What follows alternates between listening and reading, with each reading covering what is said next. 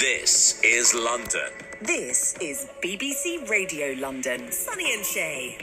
And a very good evening. Sonny and Shay here on BBC Radio London now. London Fashion Week very much underway, and something that really did catch our eye, I have to say, this year was the fact that London Fashion Week Passage to India was presented by London School of Trends, the International Institute of Fashion Design as well. And to find out more about the fact that it showcased impressive artisans by 20 young designers from India, we're joined by Ritu Kochhar, Director of INIFD, and also Sunny Somra, the Director of London School of Trends. A pleasure to have you both on the show. Welcome, guys. Hi. Thank you. I've got to start off by asking, how pleased were you with the full showcase for Passage to India Fashion at London Fashion Week? I think it's a brilliant opportunity for our students to come and showcase at London. We had 115 garments being displayed at London Fashion Week this time, 20 designers bringing the best India has to offer. So I think it's a brilliant opportunity. Their designs were appreciated. And this was our sixth consecutive season, INIFD and LST. We've showcased 5 previous seasons here, and I think the designs were really appreciated, and they bought the best from India, be it the textiles, the fabrics, and the colors and everything.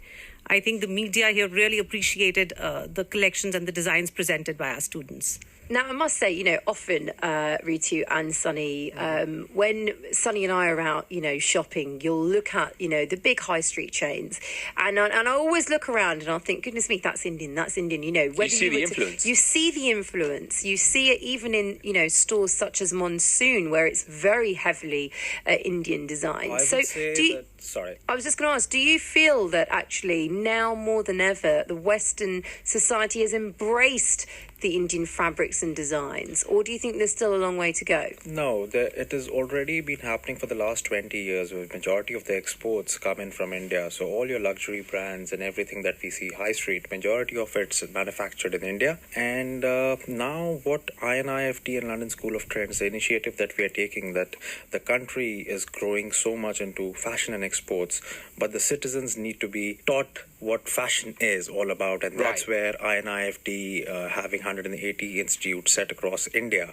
So every town of India has this center, and London School of Trends, academic partners, we send in tutors from London to India who teach the contemporary side of fashion, and about 1,000 students from INIFD in India have come to London to date to study fashion and make their portfolios with us. Wow. Now, can I ask you, Sunny, when you say teach people about fashion, we have these styles and influences, and it's normally derived through culture and religion in India. And we see that spilling over here. I know my aunties will know the latest designs or the latest salwar kameez and how it's cut and what have you, and the sari and the designs and patterns of that season. When you talk about contemporary fashion and teaching people, for anyone who doesn't understand that, what do you mean by teaching people fashion? So basically, there's a lot of Western silhouettes. Now, if you walk on streets of India, you don't see salwar kameez and saris anymore. So true. It's all contemporary fashion. All the designers are now experimenting with different looks. They're not only doing Indian wear, they're also mixing, it's like an Indo-Western wear now. So, and talking about the embroideries that, colors and embroideries that initially we were talking about, it all comes from India because we have so much to offer. There are so many techniques that people want to experiment and explore, be it the big league international designers as well. They're sourcing stuff from India. So these students are really at an advantage because they come from the roots where people are actually going down and sourcing. So they are definitely at an advantage. They come from different states. They bring in different cultures. They say, for example, they bring in embroideries from Gujarat. They get the fabric from Rajasthan. They get various embroideries from North, say, for example, a fulkari. So, rather than making a suit out of a fulkari, they're making Western wear out of fulkari. So it's Indian designs with Western aesthetics.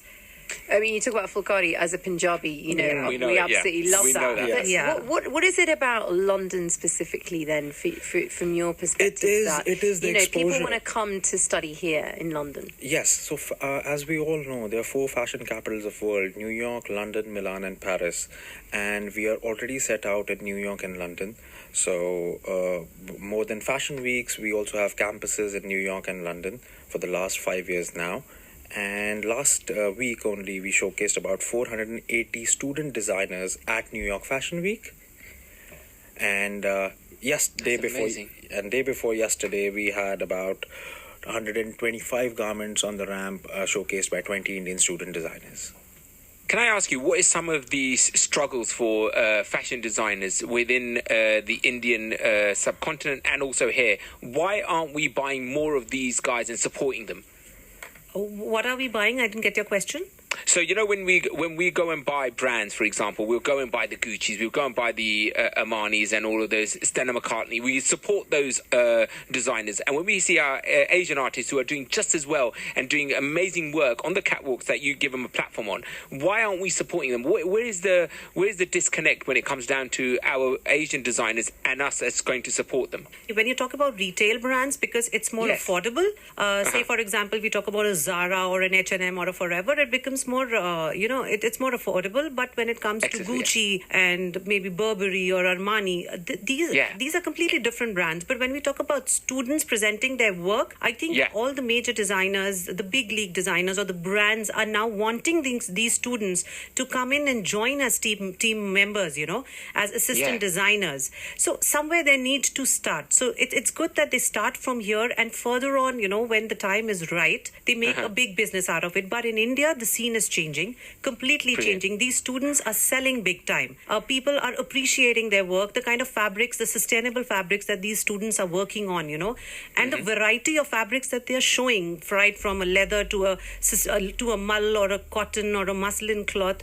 I think by and by, the fashion industry is changing. People are becoming more aware about buying the right stuff and not just spending money on picking up a brand and maybe showing a Gucci belt or a Prada bag.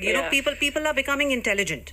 People are becoming fashionably intelligent, where they know that this is one design that is here to stay. It's not a seasonal, fashion. But yes, it'll take a while for people to get off the brand train. So it's going to take a while. But furthermore to it, when our students showcase in New York and London, they get featured in Harper's Bazaar, Vogue, and magazines like that. And that's where all these brands, they become visible, because as you know, all the buyers, everybody, stylists, everybody refers to the show reports on Vogue and Harper's or Cosmopolitan. And that's where, if the students are featured, today the fashion industry is not only about designers, it's about stylists, photographers, journalists, hair and makeup artists.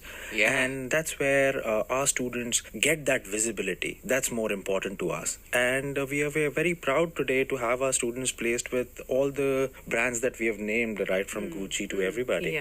Yeah, it's such a brilliant platform where, they're showcasing where the other top league designers take years to come and showcase. So this is such a big platform where, in an instance, you just get noticed. There is media, there are bloggers, like Sunny said, there are people concerned with fashion. So you just do a 5-minute show and, you've made a career out of it. So this opportunity doesn't come easy to anybody else. Just finally, before you go, and thank you so much for taking some time out to speak to us this evening. Thank you. Ritu, who was dressing you when you were younger? I was dressing myself around. From day one. So your parents never got involved with how you were dressing. They were rather scared, because I was good in studies. And when I told this is 1995, when I said I want to do something in fashion, there was silence in the room. Then are you sure? I come from an army background, so you can imagine. All right, so simple, straight, functional.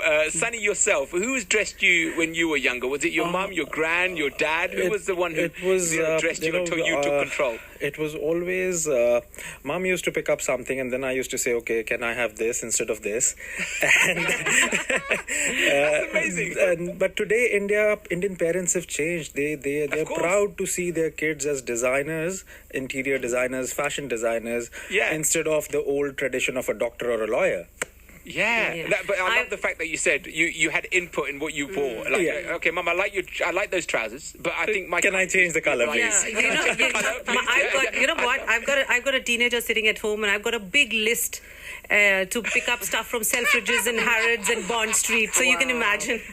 That's amazing. That's the thing, you know, fashion, it continues, doesn't it? And it's always lovely when you're able to either pass it on to your child or maybe they teach you something new, I don't know. Every day. They're so aware. day. They are so aware, yeah.